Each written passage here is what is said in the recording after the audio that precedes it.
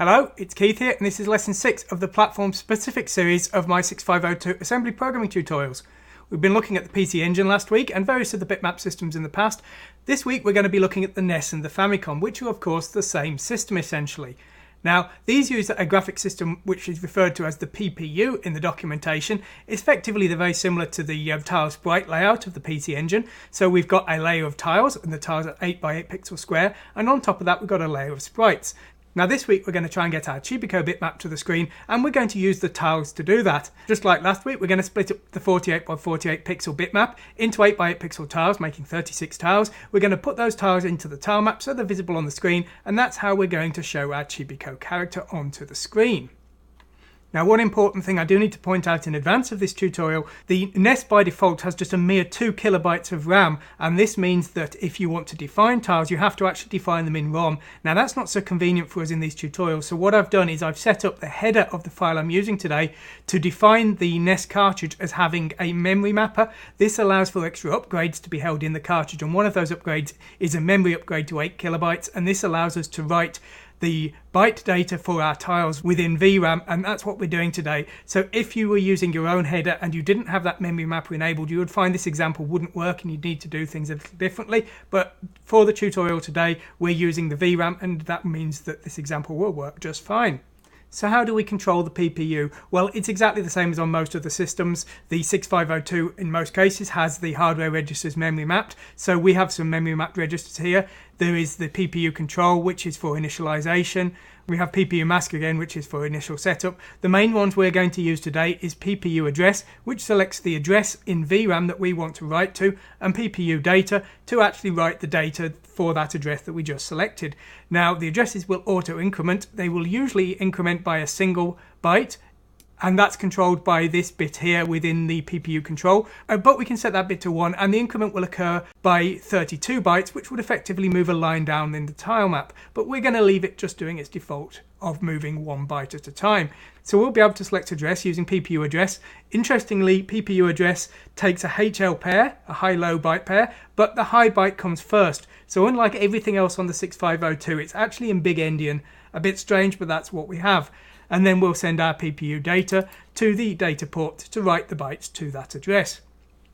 Now, unfortunately, the Nintendo NES likes to make things a little bit difficult for us when it comes to writing to the video memory. When we want to write to the video memory, there's two things we need to remember. Firstly, the video system needs to be in Vblank. Now, if you don't know what Vblank is, if you think of your old CRT cathode ray tubes, there was a light beam that would draw across the screen in a zigzag pattern. It would get to the bottom and then go back to the top and start drawing again for the next frame. And that period where it's getting ready to start drawing the next frame is known as Vblank. So there's nothing being drawn visibly on the screen. And so with regards to the NES, that's the only time that we can actually write video data into VRAM.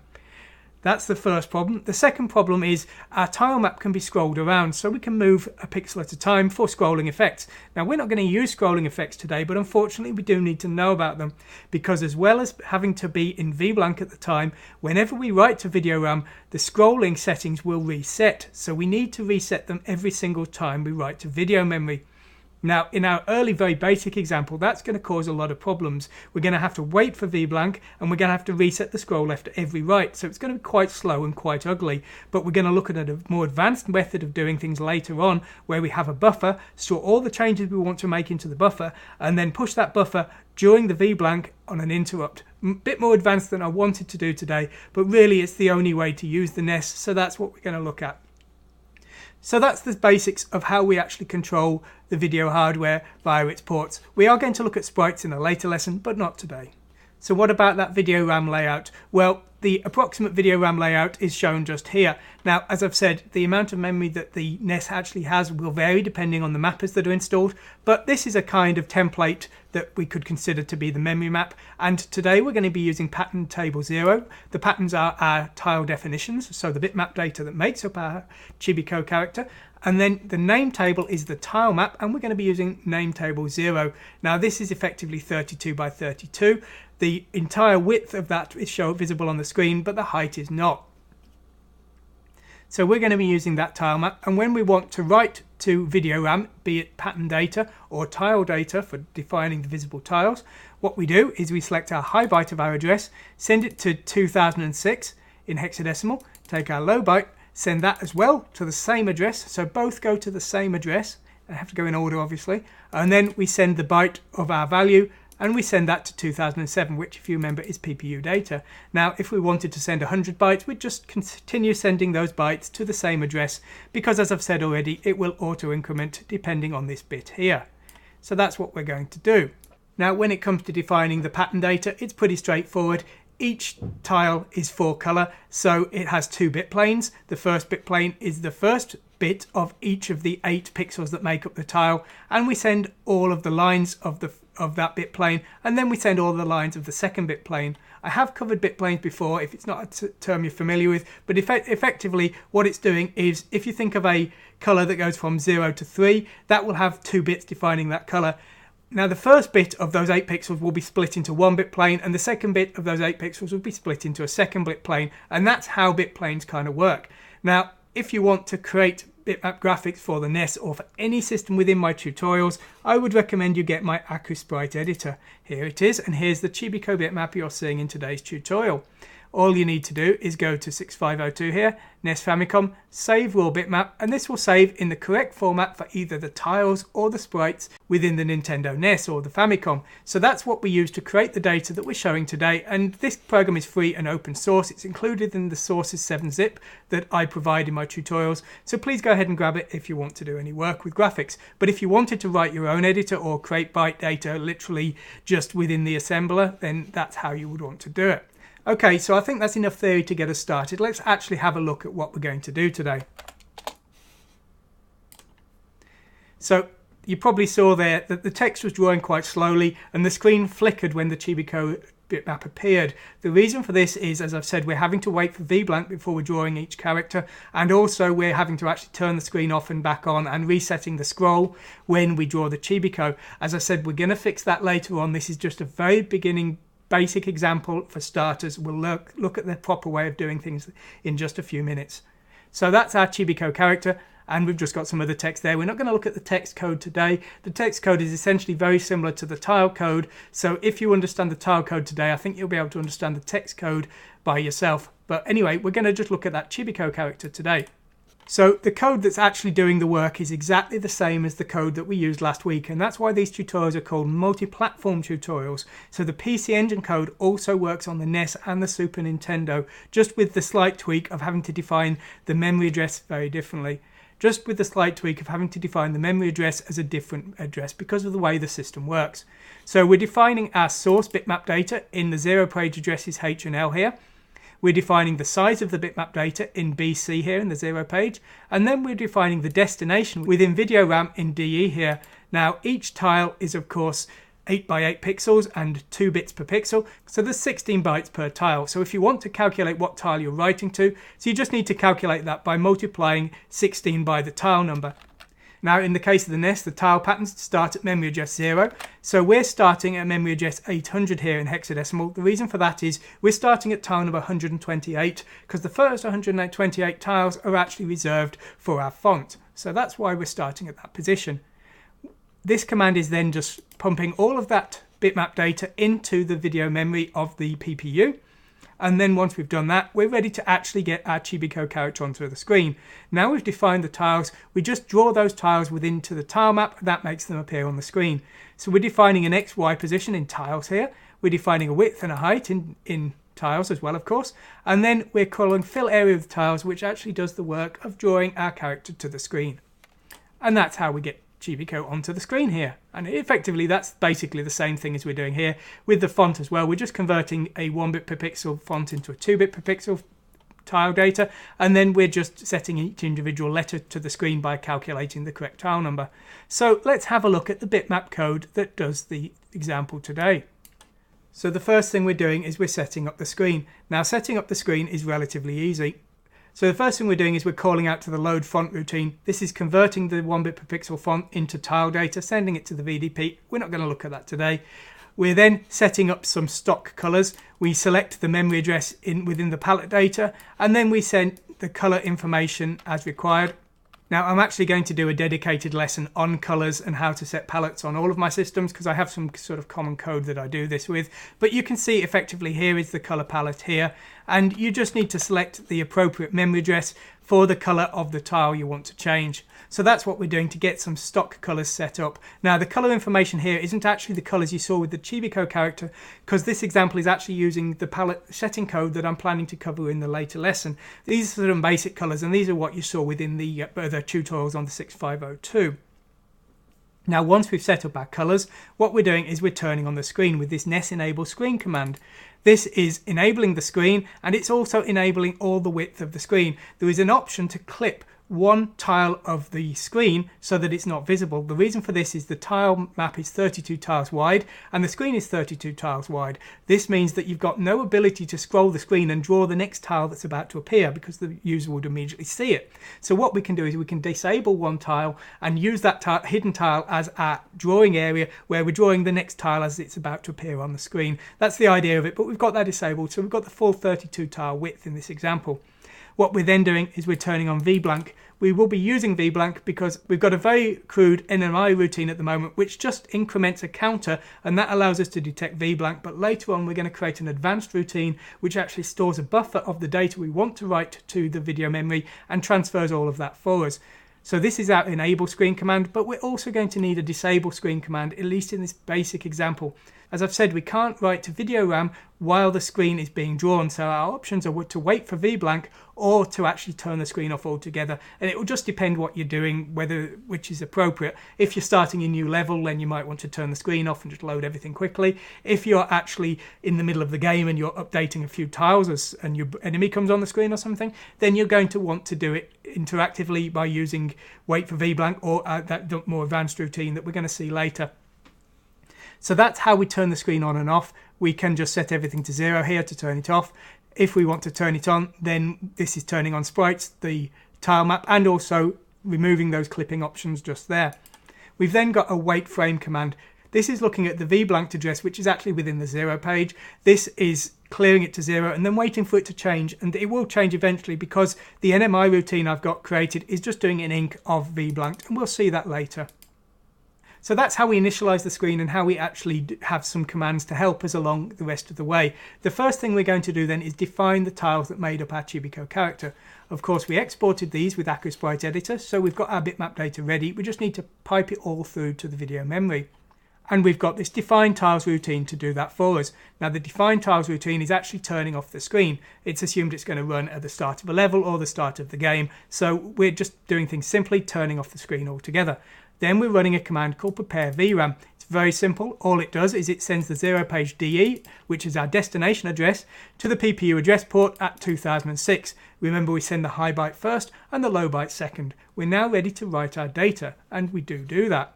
So we write all of the data consecutively to 2007 because remember, auto increments, and we've set it to auto increment by just 1 byte. And then after every write, we just decrease our counter, increase our source pointer, and we repeat around until our byte count reaches 0. Once our byte count does reach 0, we turn the screen back on. And I've noticed an optimization here. I can just change this to a jump here rather than having a return. So that will save a little bit of memory there. So that's how we get the tile data into video memory. At this point, we have our Chibi-Ko in memory. We just need to get the character onto the screen. This is where our fill area with tiles command comes in. So this command will take a XY position, a width and a height, and a tile number. The tile number starts in the accumulator, but we immediately store it into ZD in the 0 page. We then use get VDP screen pos. This calculates the memory location for the XY coordinate that we want to draw to, and we'll have a look at it in just a moment. What we do next is we load back the tile number that we want to show to the screen, and we then write that into the port for the data. Now get VDP screen pos will have set up the address we're writing to, so now we can just write our data. And because it auto increments by 1 each time, we can just keep looping until we get to the end of a horizontal line within our bitmap that we're drawing. Once we've got to the end of that line, we restore all of our registers here, we decrease our Y counter, and then we loop back up here, having incremented C, which was our Y position. So we've now moved down a line, and when we recalculate our memory position here, we will get the following line below. We then repeat again, showing the rest of the tiles to the screen. Once we've shown it though, we now need to reset our scroll. Our reset scroll routine is here, and this sets the correct X and Y position for our scroll to allow the top corner of the visible screen to be the 0 address within the tile map of the memory. So that's how we are resetting our scroll, and we have to do this whenever we write video memory, at least if the screen is enabled. Now of course we do have to look at the get VDP screen pause command. Well, this is pretty straightforward really. What we're doing is we're using a formula. Effectively, because each line of the screen is 32 tiles wide, we multiply our Y position by 32, add our X position, and then that is the offset within the tile map. Now the tile map is at hexadecimal 2000 here, so we achieve this by adding hexadecimal 20 to the top byte of the address we've calculated. This then gives us the correct address that we need to write data to get our tiles on the screen that we require. What we do need to do though is we need to wait for Vblank, because we can't do anything with the PPU unless we're in Vblank. So we use this wait frame command, and we looked at this earlier. All it's doing is it's waiting for our Vblank counter to be updated by our Nmi interrupt routine. Once we've got that, we then store our accumulator, which contains the high byte, and then our low byte, which we stored in ZL here. At this point, we've now selected the address for our data writing commands to write the bytes to the PPU data port, and that's how we actually get the tiles of our Chibico character onto the screen. So that's the example that we saw there, but it's not very good. It's quite slow and it's clunky. What we need is a faster version. So what we're going to do now is we're going to enable this command called usenet buffer here. What this is doing is it's switching in an alternate version of today's code. We were looking at the V1 version. We're now using the V2 version. The V2 version uses a buffer, and it writes that buffer to the video memory in the Nmi interrupt. Let's fire it up. Now unfortunately it's appearing off my recording window, but you can take it from me that that was instant. There was absolutely no chance I was going to be able to get that onto screen before it had finished drawing. So what I'll do instead is I will load up Grime 6502. Now Grime 6502 is using the exact same code that we're looking at in today's example here. So the point I'm making here is you're seeing no delays or blinking or anything on this, because Grime 6502 is very fast. It's actually being slowed down to make it playable. So the point I'm making is we're using now code that is super efficient and has none of those issues of having to wait for Vblank and having to reset the scroll every time we write to the screen. Now, apart from loading in the alternate modules here, there's no other changes to the bitmap test example today. What has changed is the VDP memory code here. So let's have a look at the changes. Now we've got this custom Nmi Handler here. We're going to have a look at that in a moment. We've got a definition of a sprite buffer here. Now for this advanced version to work, we needed to define VDP buffer, which is a pointer to an area of memory. This is an area of memory that has about 256 bytes available to us to do our writing of our buffer data into, and we've got a 0-page register VDP-CT. This is the count of the amount of data waiting within the buffer. Now our initialization hasn't changed in any way. It's exactly the same. And we've still got our wait frame command, our reset scroll, but we're not going to need them so much now. Now what has changed is when we actually want to get data to the screen. Let's have a look at fill area with tiles. Now this is the command that, if you remember, actually sets the tile numbers on the visible screen and effectively puts our Chibico onto the screen. So this command has changed a little bit. We've now got this get VDP screen pause here. Now if you remember, we had this before, but before we had a store to hexadecimal 2007. We no longer have that now, and you'll also notice the get VDP screen pause command has changed in its position. It used to be outside of the X loop, it's now inside the X loop, so we're calculating the VDP screen pause every single write this time, and there's a reason for that. So we're now storing to the VDP buffer, which is our memory buffer within RAM, rather than writing straight to the PPU, and that's why we don't need to do any kind of waiting for Vblank or any kind of resetting of the scroll. So this command is just storing the data we want to write to video RAM, and it's actually going to be written to video RAM later. Let's have a look at get VDP screen pause, because that has also changed. So here's the new get VDP screen pause. We've got a few extra commands in here just to allow for the centralization of a smaller screen. I emulate a 256x192 screen on a lot of systems because it's quite common, and this was for Grimes 6502. But just ignore that. Essentially, all of this is the same. We're calculating again, multiplying by 32, but rather than actually writing straight to the PPU and doing a wait for Vblank, we're not waiting for Vblank, we're not writing to the PPU. What we're doing is we're calling this get VDP buffer CT. This will work out what the next position available to us in the buffer is. Then we're storing the memory address in big endian format into that buffer. So we're storing the high byte and then we're storing the low byte. And if you remember, when we got to here, we were also storing the byte that we wanted to save. So we've stored the address and the new byte into our buffer here. So this is effectively now saved the byte that we want to show to the screen. Once we've done that, we're increasing the Y counter, which is effectively the address within the buffer of the next command that we want to add. And then we're storing that back to the 0 page here. So we also need to look at this get VDP buffer CT. This is the command that works out where is next free in the buffer. So the first thing we're doing is we're checking the size of the buffer. The buffer's set up to limit to 32 writes to the video memory. Now this seemed a good amount because it was quite large, but it wasn't too large. I didn't want to use too much memory, and if you try and write too much, the Vblank actually isn't long enough, so you are limited here. So I've decided to go for 96 bytes, a total of 32 writes. So the first thing we're doing is we're checking if the buffer is full. If the buffer isn't full, then we're okay. So we've loaded in Y from the counter, which is the offset to the next empty area within the buffer. We then set the buffer size to 0, and the reason we do this is if an interrupt occurs while we're updating the buffer, it could end up writing garbage to an address within the screen. So by setting the buffer to 0, if that interrupt occurred, it would just do nothing, and then that's why we have to re-update that buffer again later once we've actually finished adding data to it. But if the buffer is full, in other words, we've got to here, then what we're doing is we're doing our old-fashioned Vblank wait frame here. So we're now delaying until the interrupt occurs. The interrupt will then empty the buffer, and we can now read back in the count, which will effectively be 0, and then start again. So this is making sure that we don't fill our buffer beyond the memory limit of it, but it is allowing us to carry on anyway. So we don't need to worry about anything. It's just going to slow our game down a little bit if that buffer gets full. And I didn't notice any problems with this on Grimes 6502, so I think it should be okay. So that's how we get our bytes into the buffer. And remember, the first byte is high address, second byte low address, third byte is the data to write to that address. 3 bytes for every single command. The magic of this then is done by the custom Nmi Handler. This routine was written by me to transfer the data from the buffer into the PPU video memory. How do you use an interrupt handler? Well, on the NES, you have to look at the high area of the cartridge memory. At FFFA is a set of definitions for the interrupt handlers. You've also got the entry point to the game code here, which is the start of the game. An interrupt request handler here, which is just pointing to a return command.